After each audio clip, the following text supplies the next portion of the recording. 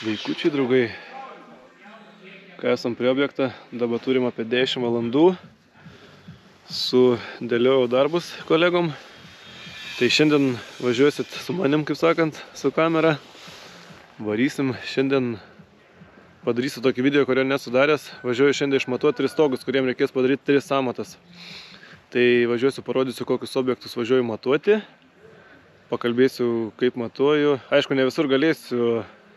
Dviejose vietose bus žmogus, tai turbūt labai kažką neisiu su kamera po žmonės į kiemą ir taip toliau.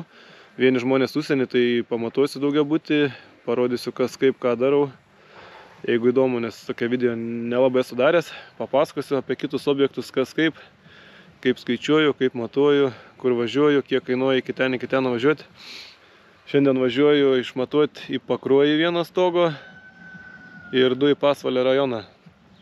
Tai va, tai man čia į vieną galą gaunas iki vieno objekto 60 km, iki kito 80 ir iki kito ten 90. Bet visai į tą pusę, tai va, maždaug taip. Tai ką, judam. Nu ką, draugai, vienas stogas pamatuotas, pakonsultuotas, apžiūrėtas, įvertinta gėgnių būklė, murloto būklė. Viskas išmatuota, pakalbėta. Dabar važiuoju į Pasvalio rajoną, į tokį kaimą. Pavadinimų tikslių nesakysiu, negražu, negalima, nekorektiška. Ten parodysiu jau daugiabutį, nes ten būsiu vienas, nes žmogus yra užsienyje. Tai jeigu kažkas gyvenat užsienyje ir norit, kad padaryčiau sąmatą, tai jokių bėdų, galiu atvažiuoti viens pats, viską įvertinti, išmatuoti. Tik tais gali būti, kad jeigu bus užrakinta arba nėra žmogaus atsakingo, kuris mane leistų vidų, tai neapžiūrėsiu vidaus. Bet aišku, būtų geriausia, kad kažkas mane leistų į vidų. Tada galėčiau išmatuoti visą ir viduje apsižiūrėti. Bet jeigu norit tik sužinoti pagal kvadratūrą sąmatą, tai į vidų galiu ir neiti. Tik tiek, kad nežinosiu, sakau, murlotą ir gėgnių būklės, nes kartais reikia keisti, kartais nereikia. Tai va. Kreipkitės, pagelbėsim. Visoje Lietuvoje važiuojam, matuojam, skaičiuojam. Nesikuklinkit. Kainos nėra didelės, tikrai tų sąmatų. Ten jeigu iki 300 eurų pačiam tolimiausiam taške, tai gaunat pilną informaciją, gaunat smulkę sąmatą į savo elektroninį paštą ir galite dėlioti savo finansus, galite žiūrėti, galite palyginti su kažkuo kitom. Jeigu abejojat kažkokio kito meistro, galit pasilyginti, pasižiūrėti. Tai va, aš važiuoju ir susitiksim kitam objektėlį, kurį matuosiu. Nu ką, jūs stirnaitės, kartais abun važiuoju ir stirnos išlenda. Kažkur netoli objektas turbūt. Kol kas šalta. Nu ką, atvykome, matuosime stogėlį, turim tokį stogą, čia žiūriu žmonės iš visokių parduotuvių lenda, tuoj prisistatys visokių. Zdarova! Zdarova! Kaip eina darbai? Gerai! O video nebeįkeliu? Kaip nebeįkeliu, kasdien įkeliu. Ne kasdien laiko? Pirma. Stogą atvažiavau matuoti. Ai, šitą? Nu, moteris kažkokį iš užsienio paprašė. Sakė, 2 butai čia priklauso kažkaip čia. Tai va. Darbą užsiverti netrūks, ne? Ne, netrūks. Va, atradau laiko dabar. Važiavau pamatuoti. Gerai, nepapėti? Jo, gerai. Dėkui, kiek.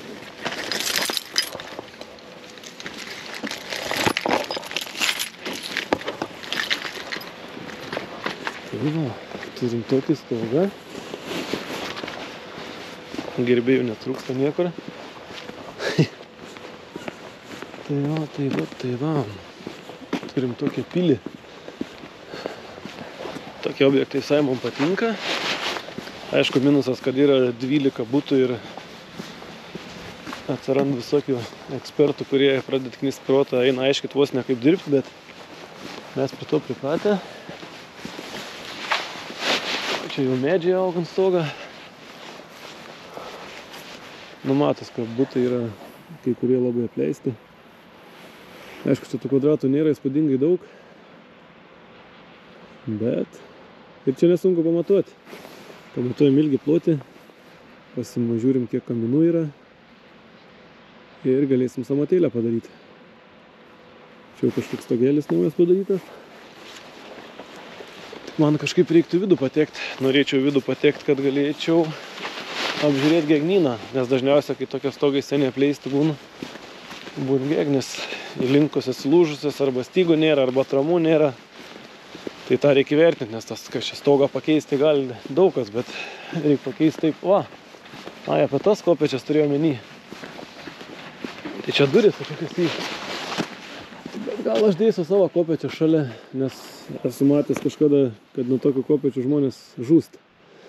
Tai aš dėsiu savo kopėčias aliuminės iki čia ir bandysiu lysti vidų. Turiu 10 metrų kopėčias, tai atvažiuosiu su mašina čia ir eisim apžiūrėti vidų pradžiai gal. Tai pasimsiu jums kartu.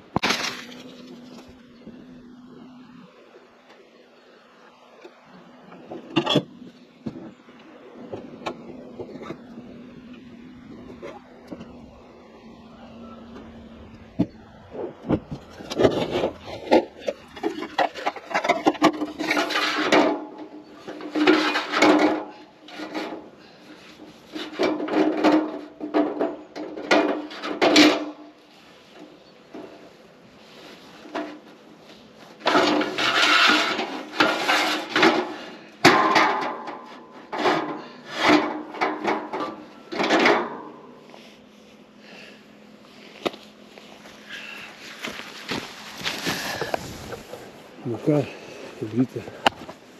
Lipam pažyti, kas gerai. Geriau lipkit su savo kopėčiam. Aišku, čia irgi nėra labai faina. Bet gal reikia aukščiau dar uždėti.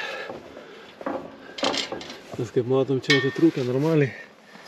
Vis tiek turiu pasitikėti kažkiek tom kitom kopėčiam. O, čia ta tamsa. Bet to matau, kad čia konstrukcija yra normali. Eik, savo čia. Bandykim lysti. Nelabai čia jauku. Reikėjo kopėčias dėti man iš karto iki čia.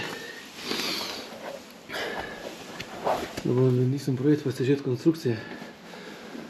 O dėl ko reikia pasižiūrėti konstrukciją? Kad nebūtų tokio posakio. Kažkaip pasikeitė samata. O dėl ko pasikeičia samata? Nes neapsižiūrim iš karto. Numatau, kad čia įlinkė. Čia matot buvo midos stogas ir ant durniaus padarytos gegnės, sujungimai kaip padaryti. O viršui dėta metriuks ir kaltas 3 vinės, viskas toks sujungims. Gerai, kad bent kažkoks krėslas padaryts. Jokio ruberoido nėra. Čia turiu visur va pustą. Bėgant galvo žmonėm. Va viskas čia sulūžė, sudužė. Skylė šviečia visur va. O ten apie tą stogelį iš vis nebekalba.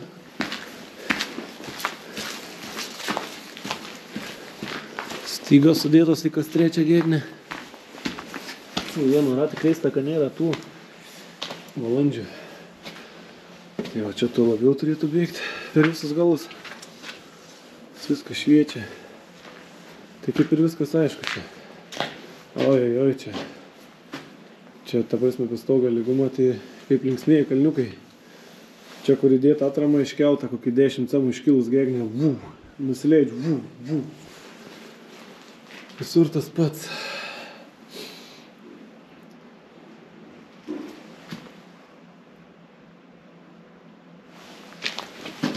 Svečių gal turim.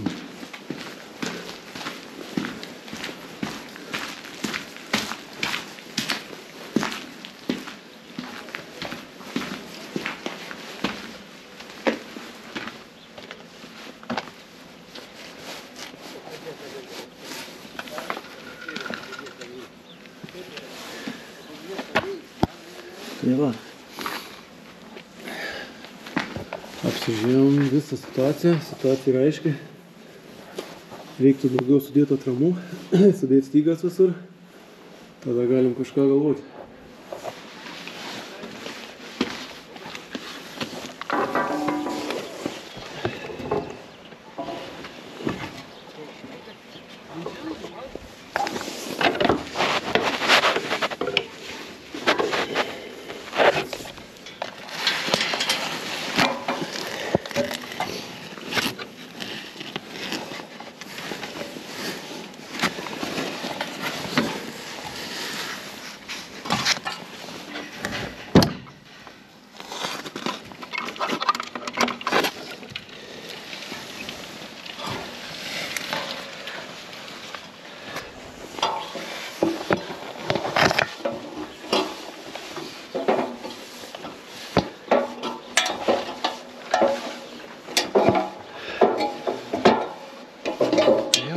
Darbėlė vyksta.